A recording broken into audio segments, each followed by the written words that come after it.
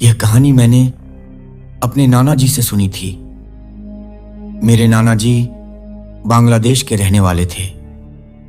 उस साल कुछ दिनों के लिए वे हमारे घर आए थे।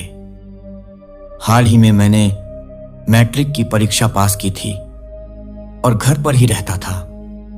पिताजी ने मुझे गांव का खेती बाड़ी करना सिखाया था। दिन भर का मेरा रूटीन यही था, खेतों से लौटकर घर के कामों में मां का हाथ बंटाना। वो दिन आज भी मुझे साफ याद है। वह शनिवार की एक बरसाती रात थी। मां और पिताजी उस दिन मेदिनीपुर में पिताजी के दोस्त के घर गए हुए थे। मैंने सोचा नाना अकेले हैं, इसलिए मैं घर पर ही रहूंगा। शाम की आरती पूजा खत्म कर हमने गर्मा गर्म पकौड़े और चाय पी। बातों बातों में कब रात के 8 बज गए पता ही नहीं चला। तभी अचानक बिजली कड़की और तेज बारिश होने लगी। बेटा, भूत की कहानी सुनोगे? ऐसे मौसम में भूतों की बातें सुनने का मजा ही कुछ और है। मैं बेहद खुश हो गया। हाँ नाना, जरूर सुनूंगा। रात के खाने में मां ने पहले से खिचड़ी और पूरी बना रखा था। कहानी सुनने की जल्दी में मैंने पूरी प्लेट खिचड़ी जल्दी जल्दी खत्म कर दी। नाना भी मेरे साथ ही खाना खा चुके थे। खाने के बाद नाना अपने लिए पान बनाने लगे। मैंने रसोई का सारा काम निपटाकर नाना के पास जाकर इत्मीनान से बैठ गया। घर के अंदर आया तो देखा नाना बिस्तर पर बैठे हैं। मैंने जल्दी ही नाना के पलंग पर उनके पास जा बैठा। नाना पान चबाते हुए कहानी शुरू करने लगे। यह बहुत पुराना किस्सा है। तब मेरी उम्र 9 साल की थी। तुम्हारे परदादा उस वक्त सरकारी नौकरी करते थे। अक्सर उनका काम जमीन की नापजोख और कागजात जांचने के लिए गांव-गांव घूमना था। उस साल सरस्वती पूजा के बाद तुम्हारी परदादी अपने भाई के घर चली गई थीं। मैं अकेला अपने पिता यानी तुम्हारे परदादा के साथ घर पर रह गया था। एक दिन तुम्हारे परदादा को कुमुदपुर गांव में काम पड़ा।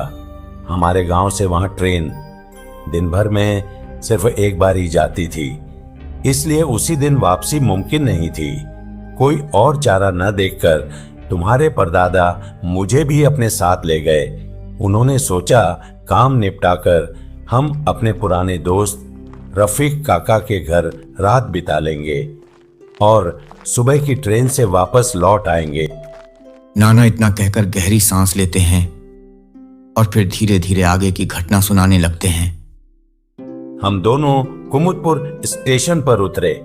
पिताजी ने जगह पूछनी शुरू की, लेकिन अजीब बात यह थी कि किसी को सही रास्ता पता ही नहीं था। सब लोग अनदेखा कर चले जाते। आखिरकार एक रिक्शा वाले ने मदद की। वो हमें उस घर तक ले आया जहां रफीक काका रहते थे। लेकिन बेटा, सबसे अजीब बात यह थी, वो रिक्शा वाला पैसे लिए बिना ही वहां से भाग गया। घर के आसपास जंगली पेड़ पौधे उगे हुए थे। दीवारों पर हरी काई जमी थी। छज्जों से झाड़ियां लटक रही थीं और गेट के पास ही एक बड़ा बरगद का पेड़ खड़ा था। तुम्हारे परदादा ने मेरी तरफ देखा और बोले, अनिल, यह घर बहुत अजीब लग रहा है। तुम्हें नहीं लगता यहां कुछ गड़बड़ है? हम दोनों गेट से अंदर बढ़े। मुख्य दरवाजा हल्का सा बंद था। पिताजी ने जरा सा धक्का दिया तो दरवाजा कर्क की आवाज के साथ खुल गया। अंदर जाने पर एक लंबा रास्ता था जो सीधे मुख्य घर तक जाता था। घर का सामने वाला हिस्सा पक्का बना था, जबकि पीछे की ओर टीन का शेड नजर आ रहा था। घर के बगल में एक पुराना तालाब था, कीचड़ और जलकुंभी से भरा हुआ। तालाब के किनारे नारियल और सुपारी के पेड़ भी खड़े थे। हम दोनों धीरे धीरे मुख्य घर की ओर बढ़े। पिताजी ने दरवाजा खटखटाया और ऊंची आवाज में, कोई है? सरकारी कागज लेकर आया हूं। पहले तो कोई आवाज नहीं आई, फिर अंदर से एक भारी आवाज सुनाई दी, अंदर आइए,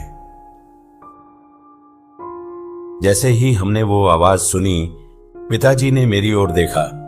उनके चेहरे पर अजीब सी बेचैनी थी।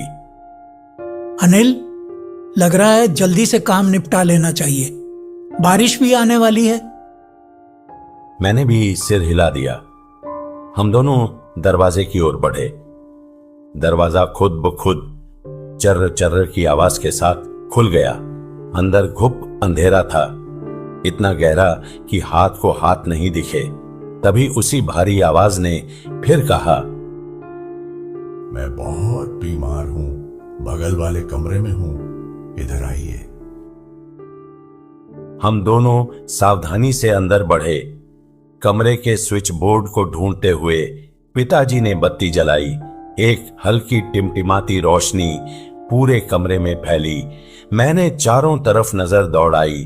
पूरे कमरे पर मोटी धूल की परत जमी थी। फर्श पर काले काले धब्बे थे। लग रहा था जैसे बरसों से कोई इस कमरे में आया ही ना हो। अंदर की हवा इतनी भारी थी कि सांस लेना मुश्किल हो रहा था। कमरे में 3 दरवाजे थे, एक पीछे की ओर, एक दाएं और एक बाएं तरफ। जैसे ही पिताजी ने पीछे का दरवाजा खोला, अचानक अंधेरे से चमगादड़ झुंड बनाकर बाहर निकल आए। उनकी फड़फड़ाहट से पूरा माहौल डरावना हो गया। नाना की आवाज और धीमी हो जाती है। मैं डर के मारे पिताजी का हाथ कसकर पकड़ लिया। पिताजी बहादुर थे, मगर उनकी हथेलियों में भी पसीना झलक आया। तभी अंदर से वही आवाज गूंजी, नौरी, नौरी, इधर आओ। हम दोनों एक दूसरे को देखने लगे। आवाज बहुत पास से आ रही थी, मगर सामने कोई दिखाई नहीं दे रहा था। पिताजी ने हिम्मत जुटाकर दाएं तरफ का दरवाजा खोला। भीतर लंबा संकरा गलियारा था। दीवारों पर जगह जगह जाले लटके थे। हमने स्विच दबाया तो नीला लैंप जल उठा, लेकिन उस रोशनी से बस इतना ही दिख रहा था कि गलियारे के अंत में सीढ़ियां थीं जो ऊपर की ओर जाती थीं। अनिल, लग रहा है इस घर में कुछ ठीक नहीं है। बेहतर होगा बारिश थमे तो रफीक काका के घर चले। नाना बताते हैं, पिताजी ये कह ही रहे थे कि तभी अचानक बाएं वाले कमरे से एक औरत की रोने की आवाज आने लगी। वो आवाज ऐसी थी जैसे किसी का दिल पूरी तरह टूट चुका हो। धीरे धीरे वह रोना चीखर में बदलने लगा। मैं डर के मारे मंत्र जाप करने लगा। पिताजी भी सन्न रह गए। घर की बत्तियां झपक झपक कर बुझ गईं। पूरा घर फिर से अंधेरे में डूब गया। अब बस वही औरत की सिसकियां गूंज रही थीं और हमारे दिल की धड़कनें तेज हो चुकी थीं। नाना ने गहरी सांस लेते हुए आगे बताया, बेटा, उस पर लग रहा था जैसे चारों तरफ अंधेरा हमें निगल लेगा। पिताजी ने मेरा हाथ कसकर थामा और फुसफुसाए, अनिल, बिल्कुल चुप रहना। यह आवाज इंसानी नहीं लग रही। मैंने डर के मारे सिर हिला दिया। अचानक उस रोने की आवाज तेज होकर चिल्लाने में बदल गई, जैसे कोई औरत किसी को पुकार रही हो। कौन हो तुम? मेरे घर में क्यों आए हो? नाना की आवाज कांपने लगी। पिताजी ने हिम्मत जुटाकर कहा, हम सरकारी काम से आए हैं, रफीक काका के यहां रुकने वाले थे। कौन हो तुम? लेकिन कोई जवाब नहीं मिला। बस वही सिसकियां, वही गूंज। अचानक गलियारे के अंत से एक नीली लौ सी उठी और हवा में तैरने लगी। वो लौ सीधी उस बंद दरवाजे की तरफ जा रही थी जहां से पहले आवाज आई थी। पिताजी ने कांपती आवाज में कहा, अनिल, लगता है हमें सच देखना ही पड़ेगा। उन्होंने धीरे धीरे उस दरवाजे की ओर कदम बढ़ाए। नाना बताते हैं, जैसे ही पिताजी ने दरवाजे का कुंडा घुमाया, दरवाजा खुद ब खुद चर्र की आवाज से खुल गया। अंदर झांकते ही मैं दहल गया। कमरे के बीचों बीच एक टूटी हुई लकड़ी की झूला कुर्सी थी। उस पर कोई बैठा था। एक औरत, उसके लंबे खुले बाल उसके चेहरे को ढक रहे थे। वो झूल रही थी, धीरे धीरे आगे पीछे। लेकिन सबसे डरावनी बात यह थी कि उसके पैर जमीन को छू भी नहीं रहे थे, हवा में लटके हुए थे। कौन हो तुम? औरत ने धीरे धीरे अपना चेहरा ऊपर उठाया। उसकी आंखें पूरी तरह सफेद थीं, पुतलियां गायब, चेहरे पर गहरे नीले काले निशान थे।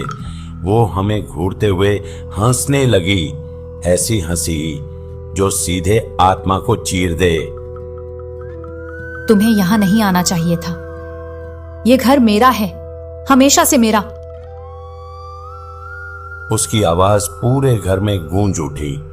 दरवाजे अपने आप धड़ाम धड़ाम से बंद होने लगे। खिड़कियां तेजी से पटपटाने लगीं। पिताजी ने तुरंत मेरा हाथ पकड़ा और बोले, अनिल भागो। हम दोनों गलियारे की ओर दौड़े। लेकिन जैसे जैसे भाग रहे थे, गलियारा और लंबा होता जा रहा था। पीछे से औरत की ठहाके, लगाती हंसी हमारे पीछे दौड़ रही थी। अगर आपको मेरी ये कहानी पसंद आई हो तो वीडियो को एक लाइक जरूर करना।